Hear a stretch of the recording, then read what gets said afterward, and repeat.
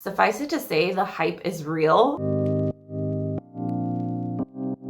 Welcome and welcome back, everybody. Tabletop Toki here, and in today's video I'm going to share with you my board game plays from November 2023. I was able to play 96 games, 86 of which were unique, and I got to play a lot of games that were new to me. In fact, 18 of them this month. Looking at our most played games, the first one is Walkie Talkie, which was a new to me game. This is from Misc Games, and it's basically just an activity, a cooperative one where you're trying to think of words or objects that are a certain color and start with a certain letter. It wasn't the best, but I personally really like word association, so it was very fun. I did also get to play Rococo Deluxe, not just once, but twice this month as I was teaching it to some friends, so that was wonderful as always. Another new game I got to try is Evergreen from Horrible Guild, and this is kind of like a successor to Photosynthesis in some ways, which, if y'all don't know, not my favorite, but Evergreen was much more interesting because you have your own board versus vying over areas on a central board with all the other players. So I quite preferred it. I also got to play Mantis for the first time. This is just a really light, easy, push your luck game. We actually played this at a board game event that I hosted. We had, I think it was 30 different people. It was crazy.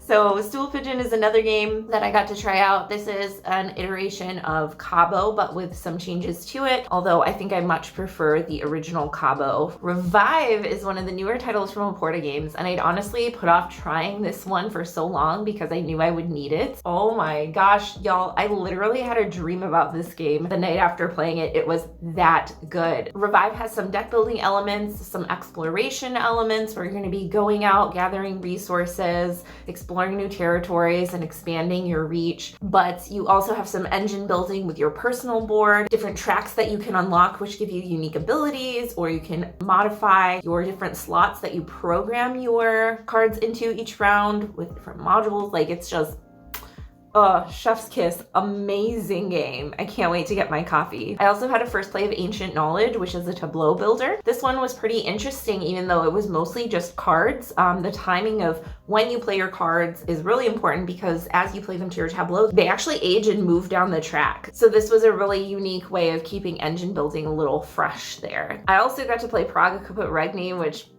oh my god, y'all know I love it. It's so good.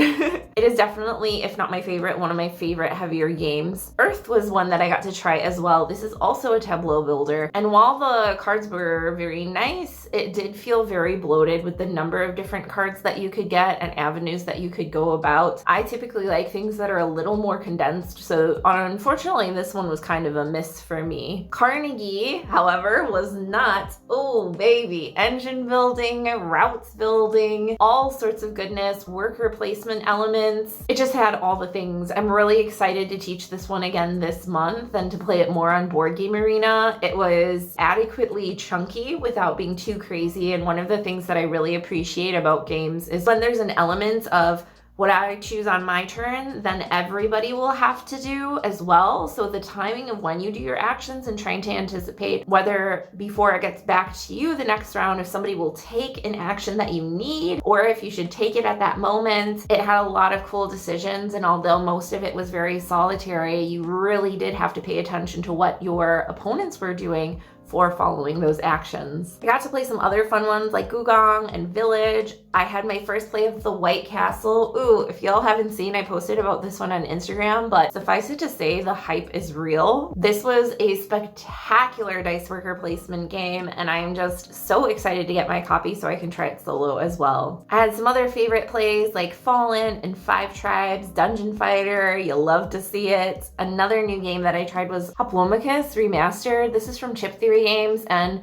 unfortunately, like many of Chip Theory games, it fell very flat for me. Yes, the components are super nice, but if I'm playing a tactical, tight strategy game, I absolutely would rather play Neuroshima Hex or Tash Kalar or Monolith Arena. So this one was also a miss for me. I did get to try the new Unlock Legendary Adventure Pack. We've done the first scenario so far, so I'm really excited to bust out scenarios 2 and 3 this month. I did also try Tesseract at a local board game cafe. This is a cooperative game where you're going to be pulling dice off of a central cube and unlocking different abilities as you confine them and use them to build sets. This one was also a miss for me. One of the most frustrating things was that the dice were very slippery and they were stacked all together on that big central cube. So it was very hard to handle. And beyond that, the game didn't really offer anything new or exciting in terms of cooperative games, and it was quite light. So it was definitely a game that one person could just kind of run away with. It might be fun solo, but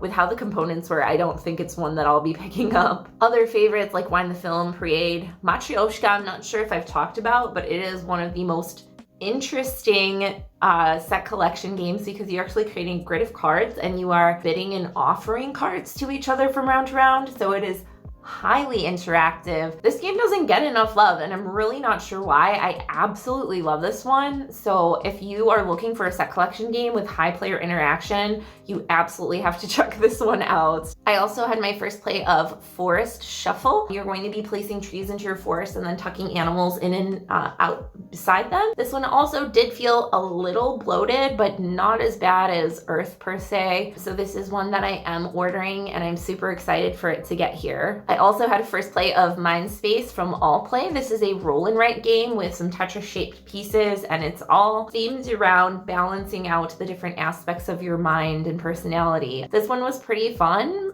It wasn't like a banger that you would need, but the art and overall theme were really nice. And I also got to play a lot of other games this month, as you can see. Another new one was Siberian, Shadi Torbey's newest title in the Oniverse series. This one was really cool where you're building robots, so you have like a row of different cards that you can use for their abilities or to trade in for sets. And you can also trade in robots that you've completed in order to level up those different abilities as you go. I didn't get to try any of the extra modules and expansions yet, but I'm very much looking forward to that. Enchanted Plumes was another fun game that I got to try out at the Board Game Cafe. This is also a set collection game, and although the drafting element of getting cards felt very underwhelming, building out your plume for your bird was very fun because you're essentially creating like a reverse pyramid. The top cards are going to be negative points and then everything that you build off of there will be positive. The catch is that you have to match the colors, and if you actually finish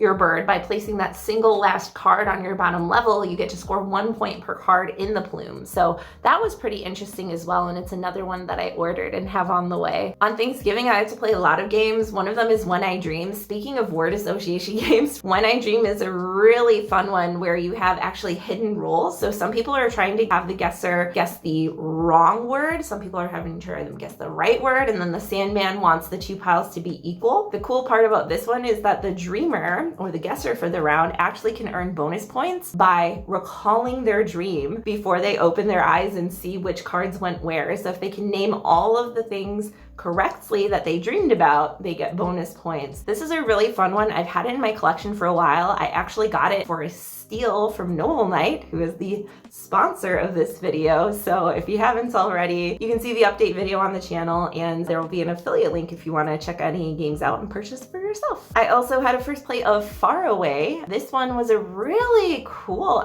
little tableau builder because as you go on, the cards will only score from like the newest to the oldest. So they'll like flip face down at the end and then one at a time reveal so that you can get different symbols for scoring. It was very simple but very effective. A first play of Into the Black Forest. This one definitely fell flat. It's basically just you get a hand of cards and you're placing them out based on who has the higher card, who has the lower card, and then you get points. There really wasn't much to it, unfortunately, although the art was very nice. Kitten was a dexterity stacking game, also very fast, very cute, but definitely not something I need in my collection. And we had a lot of other little games. Tinderbox was another tiny dexterity game that I got to try out at the Board Game Cafe, and although it's not one that I'll be adding to my collection, again, very excited that I got to try it out and give it a go. So there you have it. There were definitely some more new games than 18. I think I probably just forgot to mark them down, but let me know in the comments below what games you've been playing and what you're looking forward to playing before the end of the year wraps up. It's crazy to think that it's already December. Oh my word. As always, thanks for joining me, and I'll see you next time. Bye.